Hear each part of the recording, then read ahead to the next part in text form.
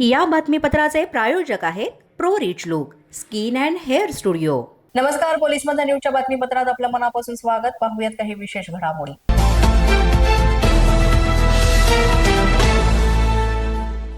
नाशिकमधल्या तपोवनातील वृक्षतोडीचा मुद्दा सध्या गाजत असताना आता तपोवन परिसरामध्ये 300 झाडं तोडण्यात आली आहेत। नव्या STP प्लांटसाठी 300 झाडांवर कुऱ्हाड चालवण्यात आली आहे। साधूग्रामच्या 1800 झाडांचा प्रश्न अधांतरी असताना STPसाठी झाडं तोडण्यात आली आहेत। कुंभमेळ्यासाठी शहरात नव्या STP प्लांटची उभारणी करण्यात आली आहे। यासाठी सांडपाणी पुनर्प्रक्रिया प्रकल्पासाठी झाडांची कत्तल करण्यात आल्याची माहिती मिळते।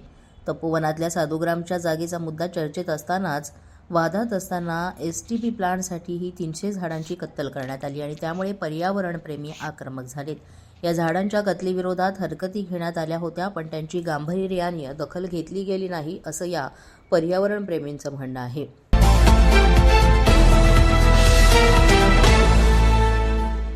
आता इलेक्ट्रिक वाहनांकडून टोल वसुली केली जाणार नाही। एकही इलेक्ट्रिक वाहनाकडून टोल वसुली करू नये, असं विधानसभा अध्यक्ष राहुल नार्वेकर यांनी सांगितलेलं आहे आणि अशा प्रकारच्या सूचनाच देण्यात आलेल्या आहेत। टोल वसुली झालेल्या वाहन चालकांना टोलचे पैसे परत करावेत, असेही आदेश नार्वेकरांनी दिलेत।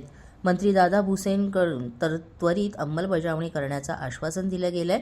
वरुण सरदेसाई यांनी टोल वसुलीबाबत उपस्थित केलेला प्रश्न होता आणि त्यावर त्यांनी हे आदेश दिलेले आहेत।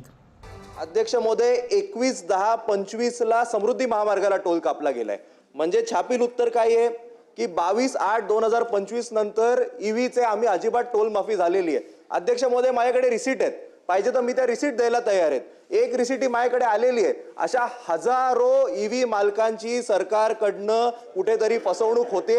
एक तर टोल ऑपरेटर फसवणूक करतायत किंवा सरकार ईव्ही मालकांची फसवणूक करते। यावर कडक कारवाई झाली पाहिजे। शासनाने GR काढला म्हणजे ती शासनाचं धोरण झालं, पॉलिसी झाली। धोरणानुसार जर का त्यानंतर एका गाडीकडनं पण आपण टोल वसूल केला गेला असेल तर ते मला वाटतं कम्प्लिटली संपूर्णपणे बेकायदेशीर आहे। त्यामुळे जर का आपण नियमित तारखेनंतर जर का टोल वसुली केली असेल ई-व्हेकल्सकडनं, आपल्याला त्वरित 8 दिवसाच्या आत ही पूर्ण यंत्रणा चालू करून एकही ई-व्हेकलकडनं GR अनुसार टोल वसूल केला जाऊ नये।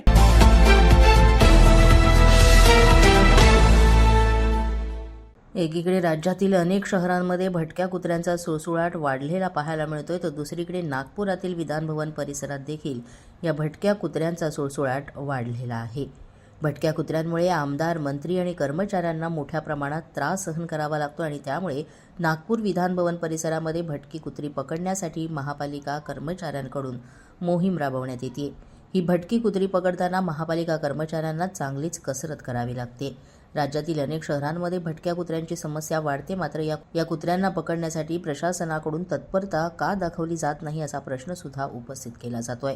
नागपूर अधिवेशन सध्या सुरू आहे आणि नागपूर अधिवेशनामध्ये एक महत्त्वाचा मुद्दा म्हणजे अनेक जी भटकी कुत्री आहेत ती या परिसरामध्ये मोठ्या प्रमाणात फिरताना दिसतात आणि हाच त्रास मोठ्या प्रमाणात पाहायला मिळतोय।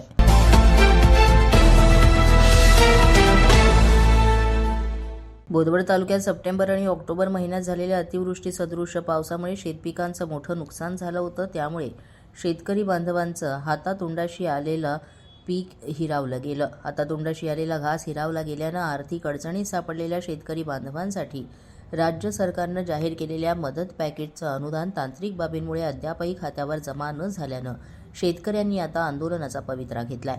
साळशिंगी येथील सामाजिक कार्यकर्ते विजय चौधरी यांच्या नेतृत्वाखाली तालुक्यातील 100हून अधिक शेतकऱ्यांनी बोदवड तहसील कार्यालयात धडक देत नुकसान भरपाईचे मंजूर अनुदानाची रक्कम तात्काळ खात्यावर जमा करावी, अशी आग्रही मागणी तहसीलदारांकडे केली। पोलीस माझा न्यूजकरिता प्रतिनिधी ज्ञानेश्वर पारधी, जळगाव।